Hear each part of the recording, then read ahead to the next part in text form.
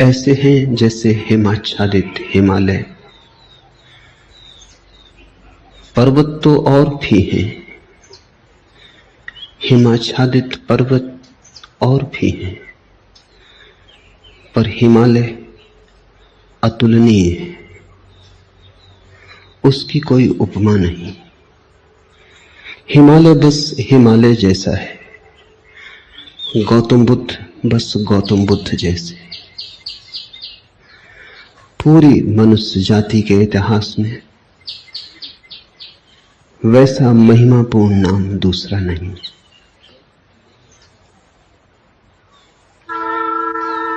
गौतम बुद्ध ने जितने हृदयों की वीणा को बजाया है उतना किसी और ने नहीं।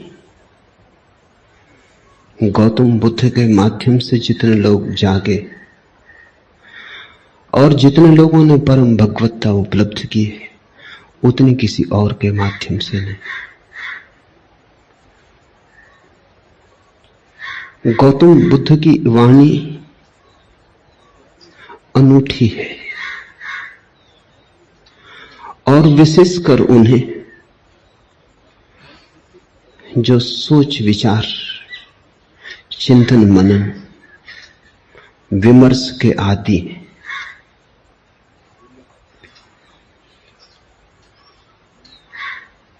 हृदय से भरे हुए लोग सुगमता से परमात्मा की तरफ चले जाते हैं, लेकिन हृदय से भरे हुए लोग कहां हैं? और हृदय से भरने का कोई उपाय भी तो नहीं है। हो तो हो, न हो तो न हो। ऐसी आकस्मिक नैसर्गिक बात पर निर्भर नहीं रहा जा सकता। बुद्ध ने उनको चेताया जिनको चेताना सर्वाधिक कठिन है। विचार से भरे लोग, बुद्धिवादी, चिंतन मननशील, प्रेम और भाव से भरे लोग तो परमात्मा की तरफ सरलता से झुक जाते हैं, उन्हें झुकाना नहीं पड़ता। उनसे कोई ना भी कहे तो भी वे पहुंच जाते हैं, उन्हें पहुंचाना नहीं पड़ता। लेकिन वे तो बहुत थोड़े हैं और उनकी संख्या रोज थोड़ी होती गई है। उंगलियों पर गिने जा सके ऐसे लोग हैं। मनुष्य का विकास मस्तिष्क की तरफ हुआ है, मनुष्य मस्तिष्क से भरा है। इसलिए जहां जीसस हार जाएं, जहां कृष्ण की पकड़ न बैठे, वहां भी बुद्ध नहीं हारते। वहां भी बुद्ध प्राणों की अंतरतम में पहुंच जाते। बुद्ध का धर्म बुद्धि का धर्म कहा गया है। बुद्धि पर उसका आदि तो है, अंत नहीं। शुरुआत बुद्धि से है, प्रारंभ बुद्धि से है, क्योंकि मनुष्य वहां खड़ा है। लेकिन अंत उसका बुद्धि में नहीं। अंत तो परम अतिक्रमण है, जहां सब विचार खो जाते, सब बुद्धिमत्ता विसर्जित हो जाती, जहां केवल साक्षी, मात्र साक्षी शेष रह जाता है। लेकिन बुद्ध का प्रभाव उन लोगों में तत्क्षण अनुभव होता है जो सोच विचार में कुशल है। बुद्ध के साथ मनुष्य जाति का एक नया अध्याय शुरू हुआ। 25 वर्ष पहले बुद्ध ने वह कहा जो आज भी सार्थक मालूम पड़ेगा और जो आने वाली सदियों तक सार्थक रहेगा।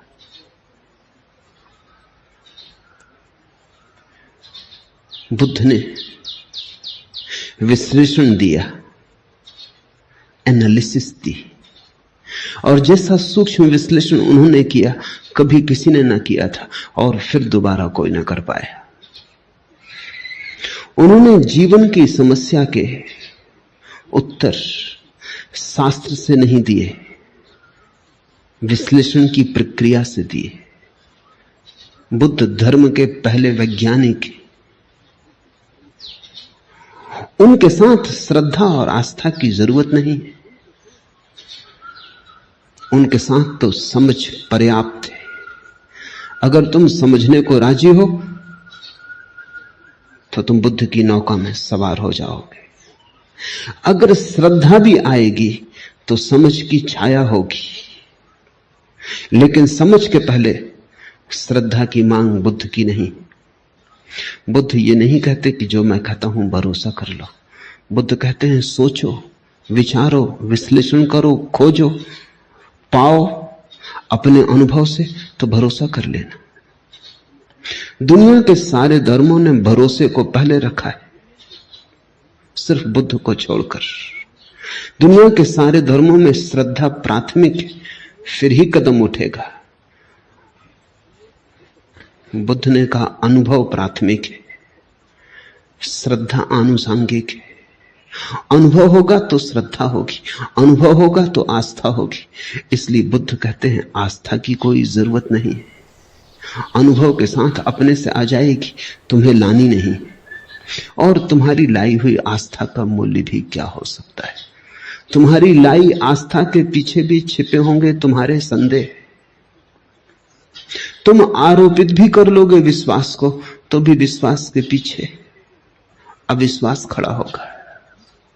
तुम कितनी ही दृढ़ता से भरोसा करना चाहो, लेकिन तुम्हारी दृढ़ता कपती रहेगी और तुम जानते रहोगे कि जो तुम्हारे अनुभव में नहीं उतरा है उसे तुम चाहो भी तो भी कैसे मान सकते हो, मान भी लो तो भी कैसे मान सकते हो।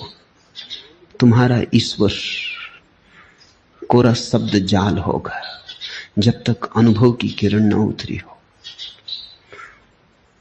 तुम्हारे मोक्ष की धारणा मात्र शाब्दिक होगी जब तक मुक्ति का थोड़ा स्वाद तुम्हें न लगा हो। बुद्ध ने कहा मुझ पर भरोसा मत करना, मैं जो कहता हूं उस पर इसलिए भरोसा मत करना कि मैं कहता हूं। सोचना, विचारना, जीना तुम्हारे अनुभव की कसौटी पर सही हो जाए तो ही सही है, मेरे कहने से क्या सही होगा। बुद्ध के अंतिम वचन हैं अपदीपो भव, अपने दिए खुद बनना। और तुम्हारी रोशनी में तुम्हें जो दिखाई पड़ेगा फिर तुम करोगे भी क्या? आस्था ना करोगे तो करोगे क्या? आस्था सहज होगी, उसकी बात ही उठानी व्यर्थ है। बुद्ध का धर्म विश्लेषण का धर्म है, लेकिन विश्लेषण से शुरू होता है, समाप्त नहीं होता। वहां समाप्त तो परम संश्लेषण पर होता है। बुद्ध का धर्म संदेह का धर्म है, लेकिन संदेह से यात्रा शुरू होती है, समाप्त नहीं होती। समाप्त तो परम श्रद्धा पर होती। इसलिए बुद्ध को समझने में बड़ी भूल हुई, क्योंकि बुद्ध संदेह की भाषा बोलते तो लोगों ने समझा ये संदेहवादी है। हिंदू तक न समझ पाए, जो जमीन पे सबसे ज्यादा पुरानी कौम। बुद्ध निश्चित ही बड़े अनूठे रहे होंगे, तभी तो हिंदू तक समझने से चूक गए। हिंदुओं तक कोई आदमी खतरनाक लगा, घबराने वाला लगा। हिंदुओं को भी लगा कि ये तो सारे आधार गिरा देगा धर्म के। और यही आदमी है जिसने धर्म के आधार पहली दफा ढंग से रखे। श्रद्धा पर भी कोई आधार रखा जा सकता है, अनुभव पर ही आधार रखा जा सकता है। अनुभव की छाया की तरह श्रद्धा उत्पन्न होती। श्रद्धा अनुभव की सुगंध है, और अनुभव के बिना श्रद्धा अंधी है। और जिस श्रद्धा के पास आंख ना हो उससे तुम सत्य तक पहुंच पाओगे? बुद्ध ने बड़ा दुस्साहस किया। बुद्ध जैसे व्यक्ति पर भरोसा करना एकदम सुगम होता है। उसके उठने बैठने में प्रामाणिकता होती है, उसके शब्द शब्द में वजन होता है, उसके होने का पूरा ढंग स्वयं सिद्ध होता है, उस पर श्रद्धा आसान हो जाती है। लेकिन बुद्ध ने कहा तुम मुझे अपनी बैसाखी मत बनाना, तुम अगर लंगड़े हो, मेरी बैसाखी के सहारे चल लिए, कितनी दूर चलोगे, मंजिल तक न पहुंच पाओगे। आज मैं साथ हूं, कल मैं साथ न रहूंगा, फिर तुम्हें अपने ही पैरों पर चलना है। मेरी रोशनी से मत चलना, क्योंकि थोड़ी देर को संग साथ हो गया है अंधेरे जंगल में, तो मेरी रोशनी में थोड़ी देर रोशन हो लोगे, फिर हमारे रास्ते अलग हो जाएंगे। मेरी रोशनी मेरे साथ होगी, तुम्हारा अंधेरा तुम्हारे साथ होगा। अपनी रोशनी पैदा करो, अप दीपो भव। ये बुद्ध का धम्मपद, कैसे वो रोशनी पैदा हो सकती है अनुभव की, उसका विश्लेषण है। श्रद्धा की कोई मांग नहीं है,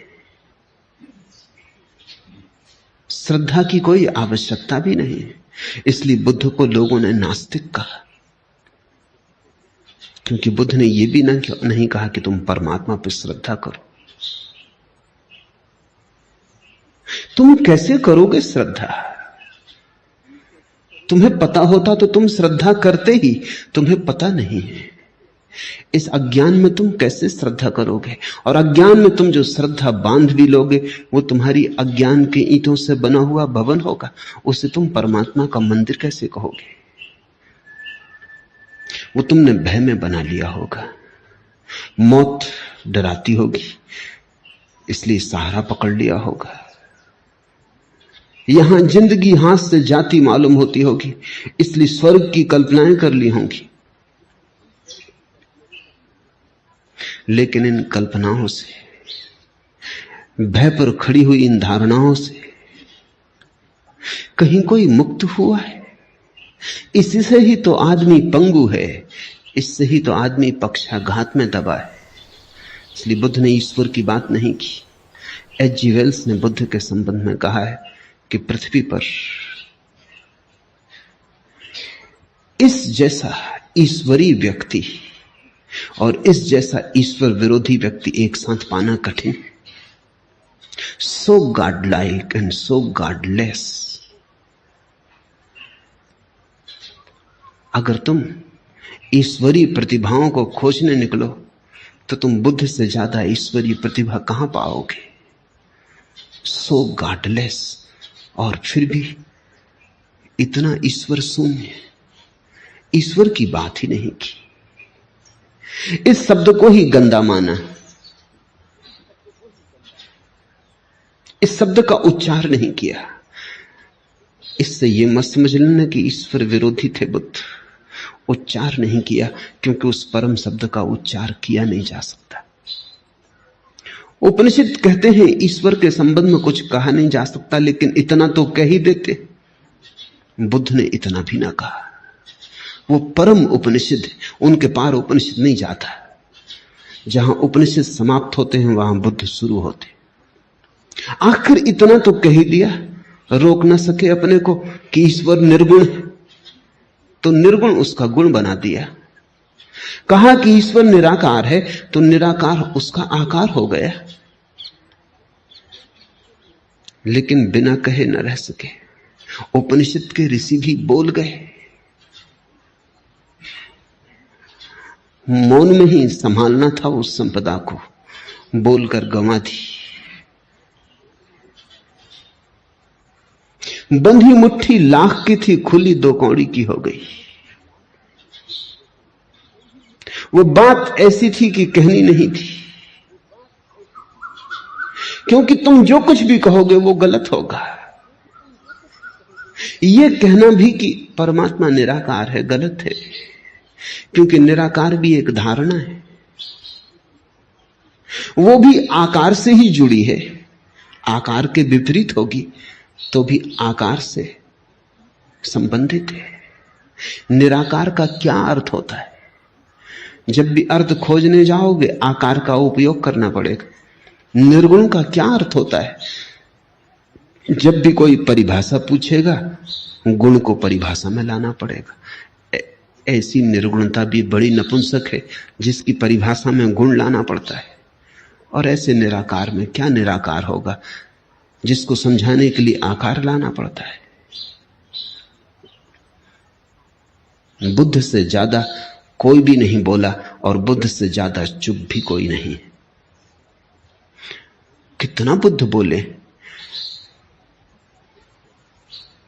अन्वेषक खोज करते हैं तो वो कहते हैं एक आदमी इतना बोला, ये संभव कैसे? उन्हें डर लगता है कि इसमें बहुत कुछ प्रक्षिप्त है, दूसरों ने डाल दिया है। कुछ भी प्रक्षिप्त नहीं है। जितना बुद्ध बोले पूरा संग्रहित ही नहीं हुआ है। खूब बोले और फिर भी उनसे ज्यादा चुप कोई भी नहीं, क्योंकि जहां जहां नहीं बोलना था वहां नहीं बोले। ईश्वर के संबंध में एक शब्द ना कहा। इस खतरे को भी मोल लिया कि लोग नास्तिक समझेंगे, और आज तक लोग नास्तिक समझे जा रहे हैं, और इससे बड़ा कोई आस्तिक कभी हुआ नहीं। बुद्ध महा आस्तिक है।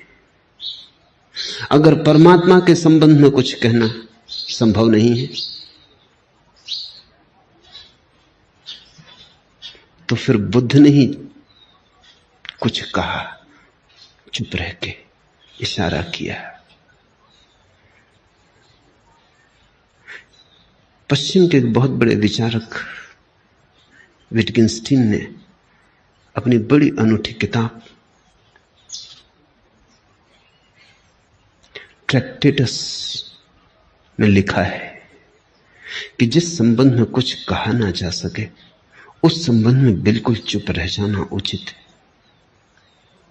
That which cannot be said must not be said। जो नहीं कहा जा सकता कहना ही मत, कहना ही नहीं चाहिए। अगर विटगिंस्टीन बुद्ध को देखता तो समझता। अगर विटगिंस्टीन के वचन को बुद्ध ने समझा होता तो मुस्कुराते और उन्होंने स्वीकृति दी होती। विटगिंस्टीन को भी पश्चिम में लोग नास्तिक समझे, नास्तिक नहीं, पर जो कही नहीं जा सकती बात अच्छा है ना ही कही जाए। कहने से बिगड़ जाती, कहने से गलत हो जाती। लाओ से तक कहता तो है प्रथम वचन में अपने ताओ ते किंग में कि सत्य कहा नहीं जा सकता और जो भी कहा जाए वो असत्य हो जाता है, लेकिन फिर भी सत्य के संबंध में बहुत सी बातें कही, बुद्ध ने नहीं कही। तुम कहोगे फिर बुद्ध कहते क्या रहे? बुद्ध ने स्वास्थ्य के संबंध में एक शब्द भी नहीं कहा, केवल बीमारी का विश्लेषण किया और निदान किया, औषधि की व्यवस्था की। बुद्ध ने कहा मैं एक वैद्य हूं, मैं कोई दार्शनिक नहीं हूं। मैं तुम्हारी बीमारी का विश्लेषण करूंगा, निदान करूंगा, औषधि सुझा दूंगा, और जब तुम ठीक हो जाओगे तभी तुम जानोगे कि स्वास्थ्य क्या है। मैं उस संबंध में कुछ भी ना कहूंगा। स्वास्थ्य जाना जाता है, कहा नहीं जा सकता। बीमारी मिटाई जा सकती है, बीमारी समझाई जा सकती है, बीमारी बनाई जा सकती है, बीमारी का इलाज हो सकता है, सही हो सकता है, गलत हो सकता है, बीमारी के साथ बहुत कुछ हो सकता है। स्वास्थ्य जब बीमारी नहीं होती तब जो शेष रह जाता है वही, उस तरफ केवल इशारे हो सकते हैं, मौन इंगित हो सकते हैं, वे भी प्रत्यक्ष नहीं, बड़े परोक्ष। बुद्ध के धर्म को शून्यवादी कहा गया है। शून्यवादी उनका धर्म है, लेकिन इससे यह मत समझ लेना कि शून्य पर उनकी बात पूरी हो जाती, नहीं, बस शुरू होती। बुद्ध एक ऐसे उत्तुंग शिखर है जिसका आखिरी शिखर हमें दिखाई नहीं पड़ता। बस थोड़ी दूर तक हमारी आंखें जाती, हमारी आंखों की सीमा है। थोड़ी दूर तक हमारी गर्दन उठती है, हमारी गर्दन के झुकने की सामर्थ्य है। और बुद्ध खोते चले जाते हैं। दूर हिमाच्छादित शिखर है, बादलों के पार।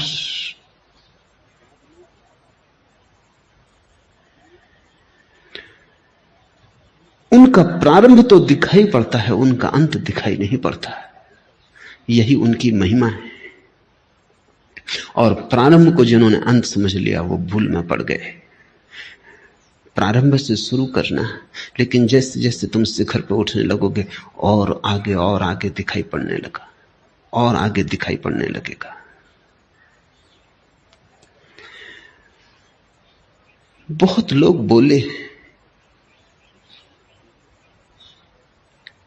बहुत लोगों ने मनुष्य के रोग का विश्लेषण किया है, लेकिन ऐसा सचोट नहीं। बड़े सुंदर ढंग से लोगों ने बातें कही, बड़े गहरे प्रतीक उपाय में लाए, पर बुद्ध के कहने का ढंग ही और, अंदाजे बयां और। जिसने एक बार सुना पकड़ा गया, जिसने एक बार आंख से आंख मिला ली फिर भटक न पाया।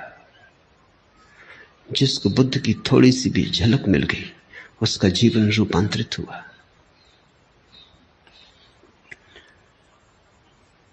आज से 2500 वर्ष पूर्व जिस दिन बुद्ध का जन्म हुआ, घर में उत्सव मनाया जाता था। सम्राट के घर बेटा पैदा हुआ था, पूरी राजधानी सजी थी। रात भर लोगों ने दिए जलाए, नाचे, उत्सव का क्षण था। बूढ़े सम्राट के घर बेटा पैदा हुआ था, बड़े दिन की प्रतीक्षा पूरी हुई थी। बड़ी पुरानी अभिलाषा थी पूरे राज्य की। मालिक बूढ़ा होता जाता था और नए मालिक की कोई खबर न थी। इसलिए बुद्ध को सिद्धार्थ नाम दिया। सिद्धार्थ का अर्थ होता है अभिलाषा का पूरा हो जाना। पहले ही दिन जब द्वार पर बैंड बाजे बजते थे, शहनाई बजती थी, फूल बरसाए जाते थे महल में, चारों तरफ प्रसाद बंटता था, हिमालय से भागा हुआ एक वृद्ध तपस्वी द्वार पर खड़ा हुआ आकर। उसका नाम था असीता। सम्राट भी उसे सम्मान करता था और कभी असीता राजधानी नहीं आया था। जब कभी जाना था तो शुद्धोधन को, सम्राट को स्वयं उसके दर्शन करने जाना होता था। ऐसे बचपन के साथी थे। फिर शुद्धोधन सम्राट हो गया, बाजार की दुनिया में उलझ गया। असीता महातपस्वी हो गया, उसकी ख्याति दूर दिगंत तक फैल गई। असीता को द्वारे पर आए देखकर शुद्धोधन ने कहा, आप और यहां क्या हुआ, कैसे आना हुआ? कोई मुसीबत है, कोई अड़चन है? कहें। असीता ने कही, नहीं कोई मुसीबत नहीं, कोई अड़चन, तुम्हारे घर बेटा पैदा हुआ, उसके दर्शन को आया हूं। शुद्धोधन तो समझ ना पाया। सौभाग्य की घड़ी थी ये कि असीता जैसा तपस्वी और बेटे के दर्शन को आया। भागा गया अंतःगृह में, नवजात शिशु को लेकर बाहर आ गया। असीता झुका और उसने शिशु के चरणों में सिर रख दिए और कहते हैं शिशु ने अपने पैर उसकी जटाओं में उलझा दिए। फिर तब से आदमी की जटाओं में बुद्ध के पैर उलझे। फिर आदमी छुटकारा नहीं पा सका और असीता हंसने लगा और रोने भी लगा। और शुद्धोधन ने पूछा कि शुभ घड़ी में आप रोते क्यों हैं?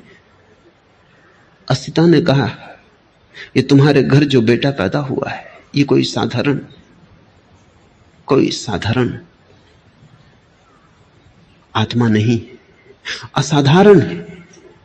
कई सदियां बीत जाती, ये तुम्हारे लिए ही सिद्धार्थ नहीं है, ये अनंत अनंत लोगों के लिए सिद्धार्थ है। अनेकों की अभिलाषाएं इससे पूरी होंगी। हंसता हूं कि इसके दर्शन मिल गए, हंसता हूं, प्रसन्न हूं कि इसने मुझ बूढ़े की जटाओं में अपने पैर उलझा दिए। ये सौभाग्य का क्षण है। रोता इसलिए हूं कि जब ये कली खिलेगी, फूल बनेगी, जब दिगंत में इसकी सुवास उठेगी और इसकी सुवास की छाया में करोड़ों लोग राहत लेंगे, तब मैं न रहूंगा। ये मेरा शरीर छूटने के करीब आ गया। और एक बड़ी अनूठी बात असीता ने कही है, वो ये कि अब तक आवागमन से छूटने की आकांक्षा थी, वो पूरी भी हो गई। आज पछतावा होता है, एक जन्म अगर और मिलता है तो इस बुद्ध पुरुष के चरणों में बैठने की, इसकी वाणी सुनने की, इसकी सुगंध को पीने की, इसके नशे में डूबने की सुविधा हो जाती। आज पछताता हूं, लेकिन मैं मुक्त हो चुका हूं। ये मेरा आखिरी अवतरण है, अब इसके बाद देह न धर सकूंगा। अब तक सदा ही चेष्टा की थी कि कब छुटकारा हो शरीर से, कब आवागमन से। आज पछताता हूं कि अगर थोड़ी देर और रुक गया होता। इसे तुम थोड़ा समझो।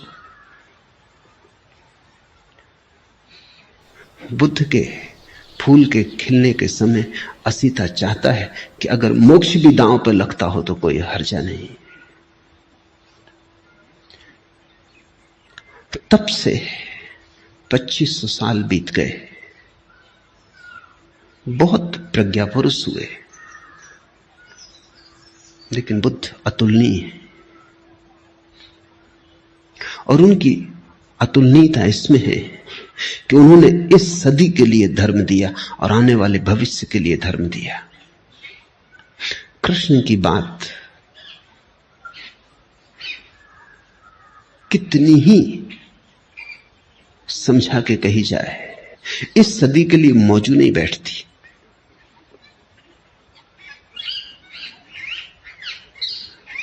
फासला बड़ा हो गया है, बड़ा अंतराल पड़ गया है।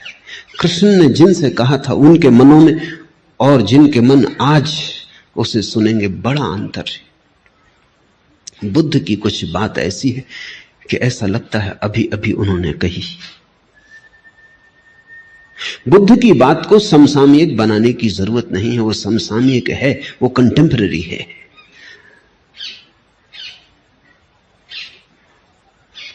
कृष्ण पर बोलो तो कृष्ण को खींच के लाना पड़ता है 20वीं सदी में, बुद्ध को नहीं लाना पड़ता है। बुद्ध जैसे खड़े ही हैं, 20वीं सदी में ही खड़े, और ऐसा अनेक सदियों तक रहेगा।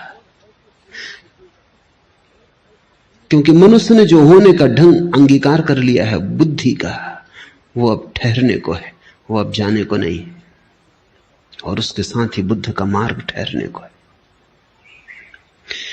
धम्मपद उनका विश्लेषण है। उन्हें जो जीवन की समस्याओं की गहरी छानबीन की है उसका विश्लेषण है। एक एक शब्द को गौर से समझने की कोशिश करना, क्योंकि ये कोई सिद्धांत नहीं है जिन पर तुम श्रद्धा कर लो। ये तो निष्पत्तियां हैं प्रयोग की। अगर तुम भी इनके साथ विचार करोगे तो ही इन्हें पकड़ पाओगे। ये आंख बंद करके स्वीकार कर लेने का सवाल नहीं है, ये तो बड़े सोच विचार मनन का सवाल है।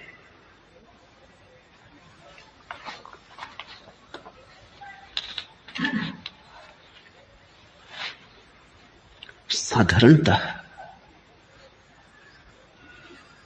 आदमी की जिंदगी क्या है? कुछ सपने,